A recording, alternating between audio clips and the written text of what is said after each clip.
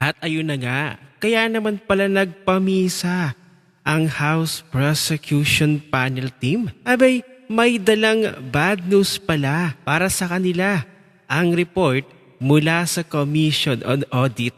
Ayon kasi sa Commission on Audit, ang Office of the Vice President abay sunod-sunod na 4 na taon. Muli na namang nakatanggap ng unmodified opinion ang Office of the Vice President ni Vice President Sara mula sa Commission on Audit. Ayon sa report ng Billionaire News Channel, the Commission on Audit has again issued an unmodified opinion on the 2025 financial transactions of the Office of the Vice President, the 4th straight year that Vice President Sara Duterte's office obtained the most favorable audit opinion from state auditors. The audit finding was released a few days before the start on July 6 of Duterte's impeachment trial in the Senate, where allegations involving the misuse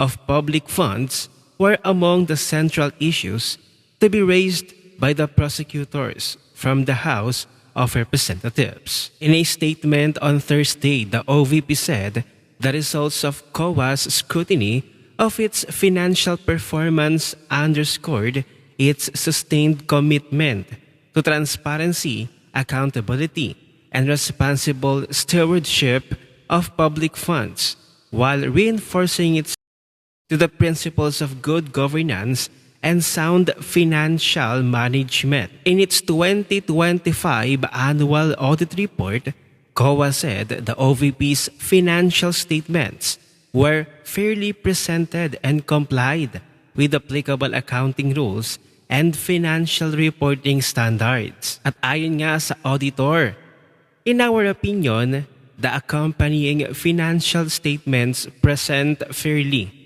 in all material respects the financial position of OVP as of December 31, 2025 and its financial performance, cash flows, changes in net assets, equity, and comparison of budget and actual amounts for the year then ended. The OVP also recorded a 92.32% utilization rate of its budget under the 2025 General Appropriation Act, a figure the office said reflected prudent fiscal management despite expanded operations and growing demand for its public service programs. So ito nakuha na naman ng Office of the Vice President ang ika-4 na taon, ika-4 na magkakasunod na unmodified COA report at dahil nga yan sa maayos at malinis na paggamit ng pondo noong 2025. So meaning malinis nga. Walang hint of corruption ang Office of the Vice President. So ibig sabihin nitong COA report, malinis po talaga ang paggamit ng pondo ng Office of the Vice President. Tapos ngayon naharap si VP Sara sa impeachment. Sigurado laglag ang mga mata ng prosecutors. Kaya naman heto, nagpamisa ang mga buwayang kongresistang prosecutors. Diyos ko po, Jinky Luistro, Joel Chua, Zamora, Attorney Kapunan, Leila de Lima.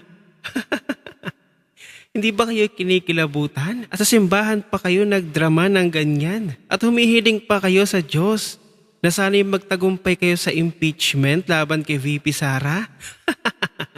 Diyos ko po, hindi po dinidinig ng Panginoon ang dasal ng demonyo. Asa pa kayo?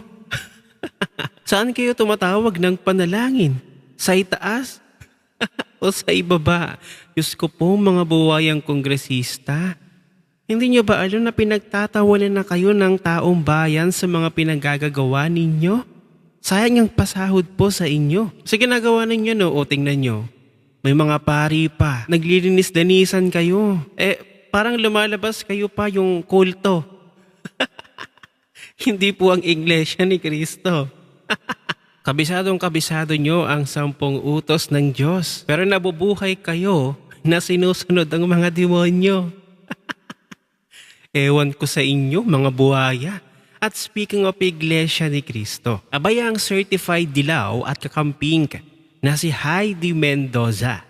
Abay may patama yata sa Iglesia ni Cristo. Naging usap-usapan kasi sa social media ang kanyang naging pahayag na para bang tugmang-tugma sa nagrarally ngayon sa EDSA. Yato ang sabi niya, di bali nang maakusahang nananalig sa rebulto.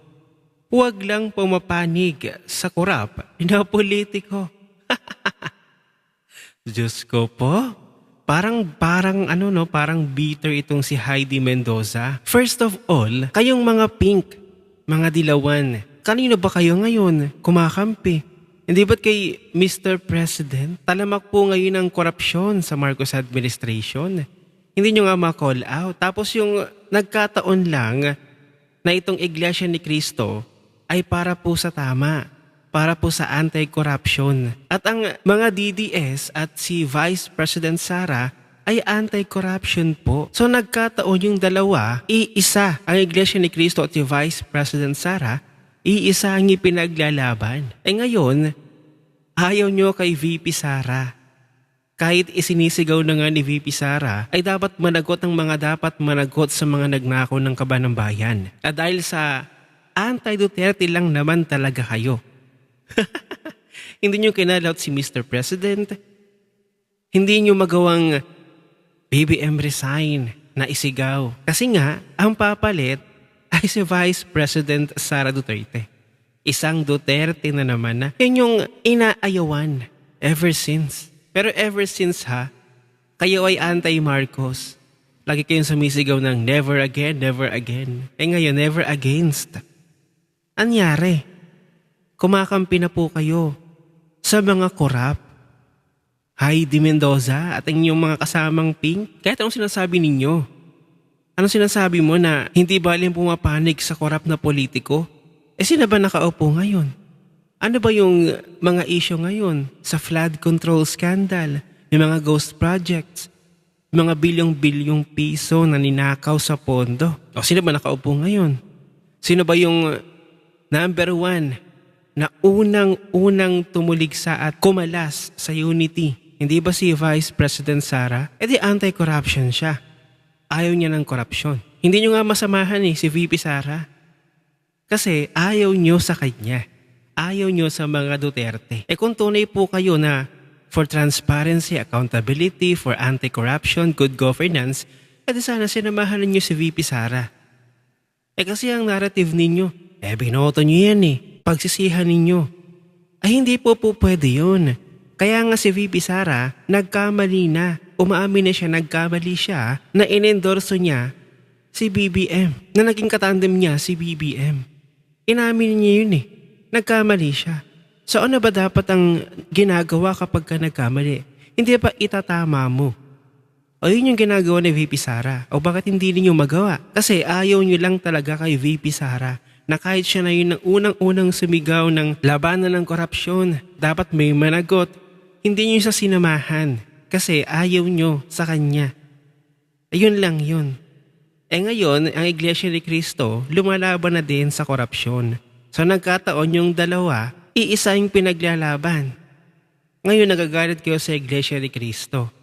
Kasi parang nga naman kumakampi kay VP Sara pero hindi po.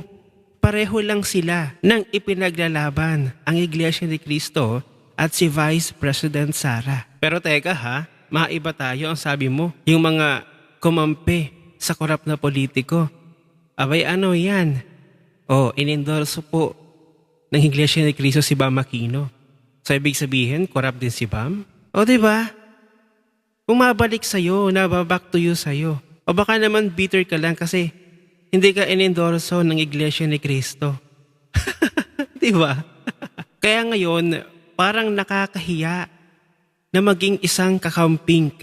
Kasi alam mo na nga na magnanakaw yung nasa mga posisyon ngayon sa gobyerno, yung mga politiko, tapos kumampi pa ang pink sa mga magnanakaw na alam naman nila dati pa na magnanakaw sila. So ano kayo ngayon? Good governance? Anti-corruption kayo? Kumampi na nga kayo sa magnanakaw.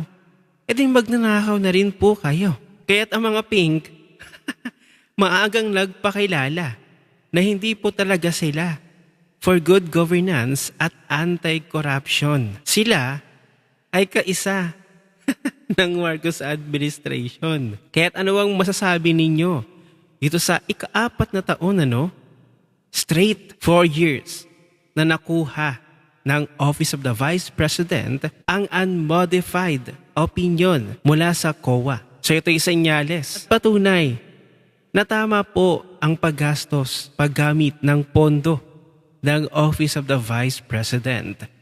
Ano ang inyong opinion? I-share mo na ang video na ito. Mag-iwan ng comment at lagyan sa ibaba at magkita-kita ulit tayo sa susunod na video.